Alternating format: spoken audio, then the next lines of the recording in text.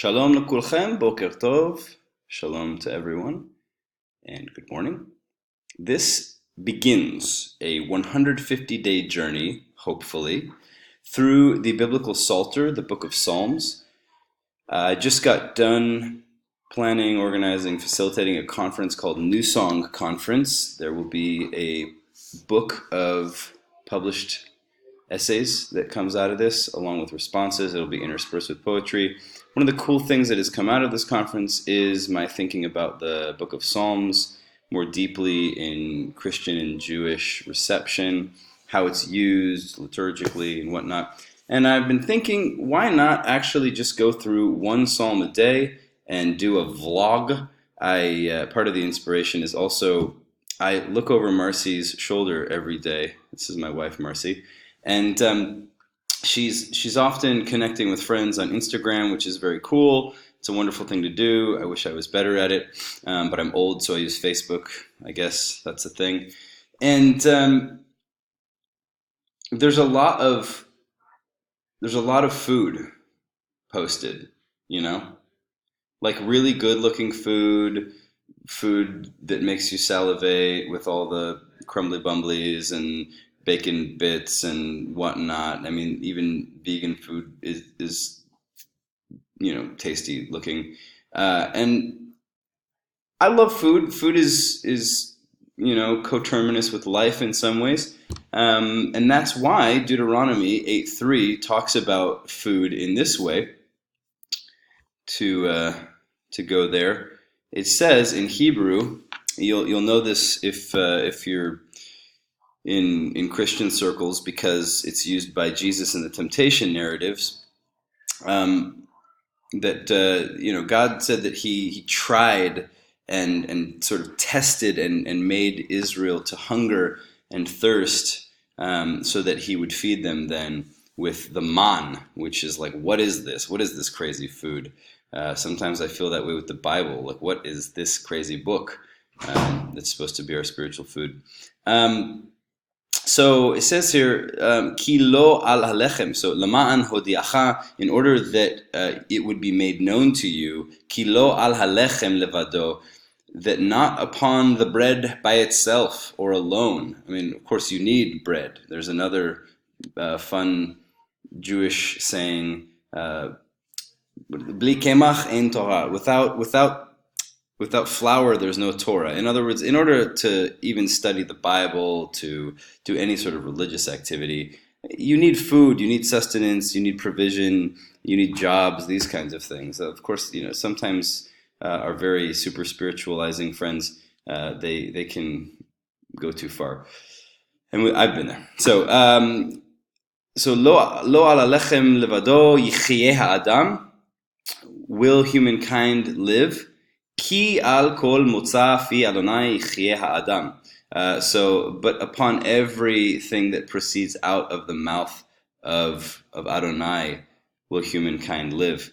I don't think this is the intention of the original author or the Holy Spirit behind this, but it's an interesting, everything that proceeds out of the mouth of God. It's like there's almost like a bird feeding its young image here that I've never really noticed. Anyways, the point is, I thought to myself, all this proto-fecal matter on the internet, and I don't often see things that are a kind of, I don't want to say heavier engagement with the scriptures of Israel and the church, but I figured, why not at least just throw something out there? So we're going to be going through a psalm a day. I hope you'll join the journey.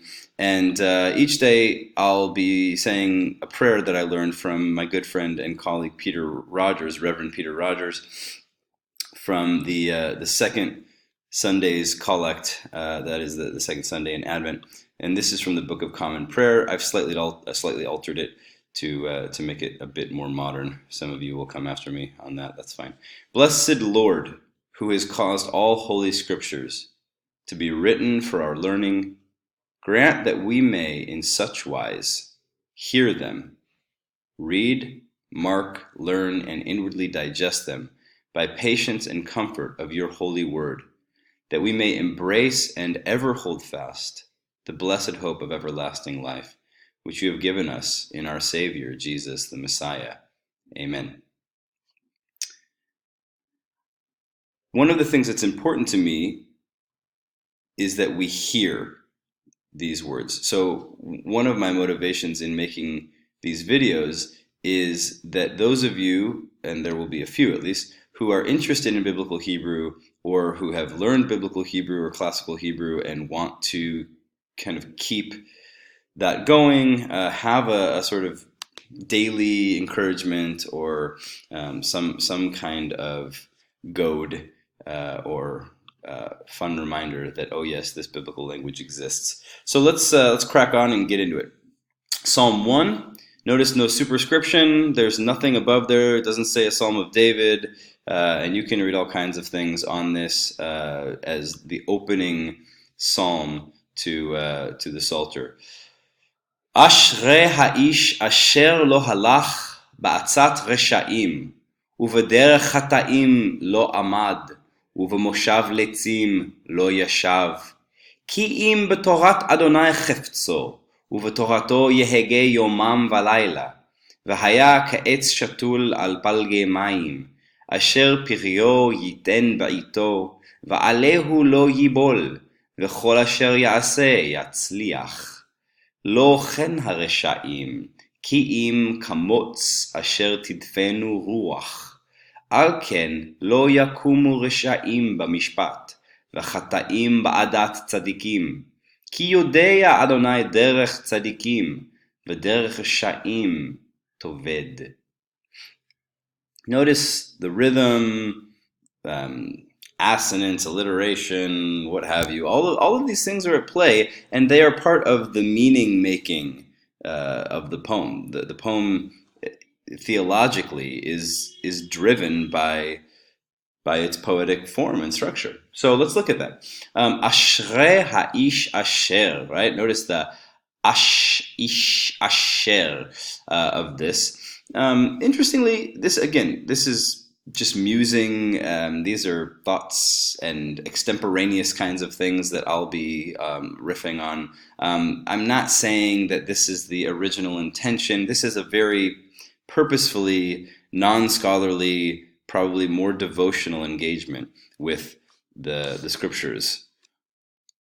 So, Ashrei ha'ish asher.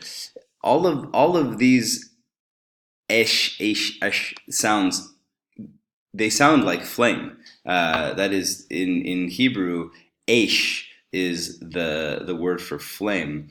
And at least in my mind, it conjures a sort of image that this person that's being described is a person whose life is aflame with the presence of God. Now, don't go and say some ancient rabbi said that. That's not true. I'm literally just making things up based on the sounds of these words. That's okay. It's okay to think creatively, because that's what poetry does. Poetry is an excess of meaning, and it's wonderful. It's very liberating. But just on the surface of it, you have some wordplay. Ashrei ha'ish asher. Happy or blessed is the man which, or who, rather, does not walk in the counsel of the wicked or the criminal, right? Uvederech chataim, and in the way of sinners he does not stand. And in the seat or the kind of resting place of scoffers he does not sit down or dwell. Many have commentated that you're going from a situation of movement to a situation of passivity or stuckness. I think that's right, and I like that. Life is on the move, and God's Spirit is on the move. So I think it's important to bring together with that idea, that theological idea, that the activities are the things themselves which might be causing this stuckedness or this kind of comfortable passivity, right? Like in Moshav Letzim, for our cultural moment, which parasitically, and I would almost say cannibalistically engages with one another over social media and journalistic kinds of engagements, all of that scoffing, ridiculing people as if they exist for one's own amusement.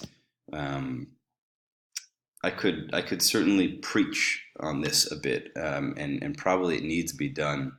It's so easy to turn to arguments ad hominem against the human being or the person themselves. But the person themselves belongs to Adonai, the living one, the Holy One of Israel, the Creator God.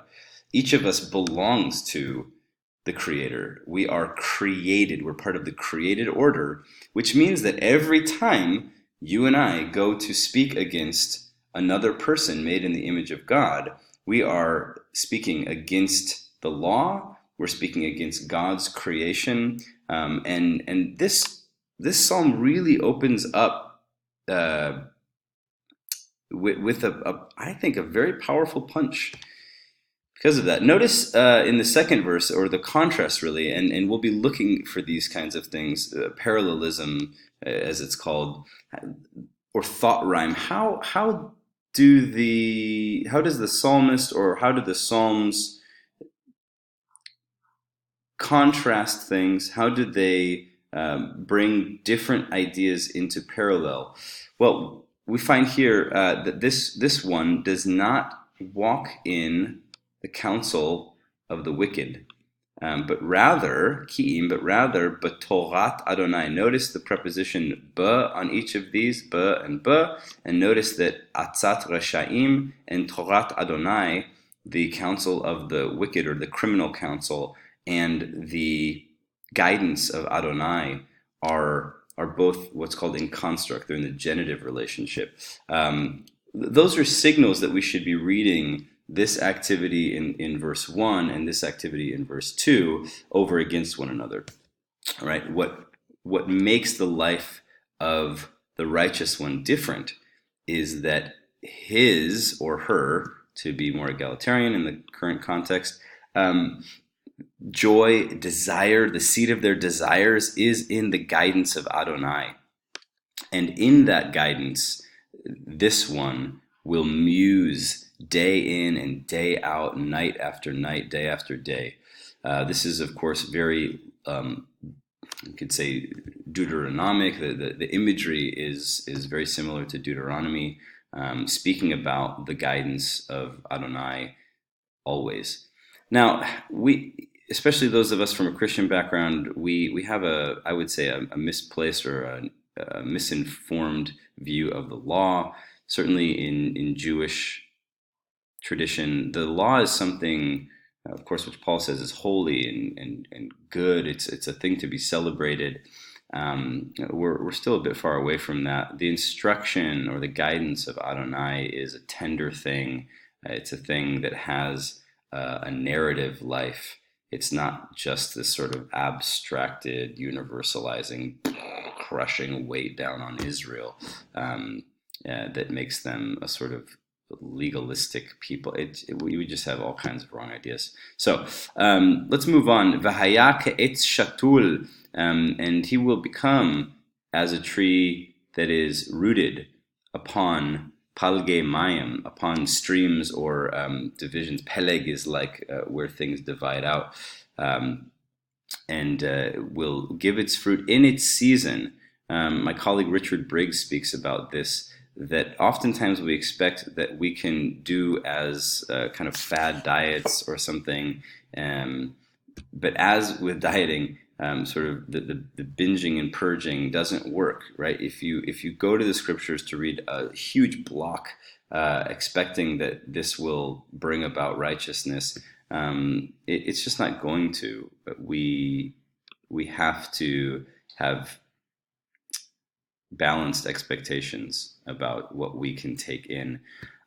So then everything that this one does will succeed. But of course, success needs to be defined according to the seat of the desires itself. The wicked are not like this. We don't have time for the rest of this, unfortunately, but maybe we'll get to it tomorrow. So for now, להתראות, goodbye.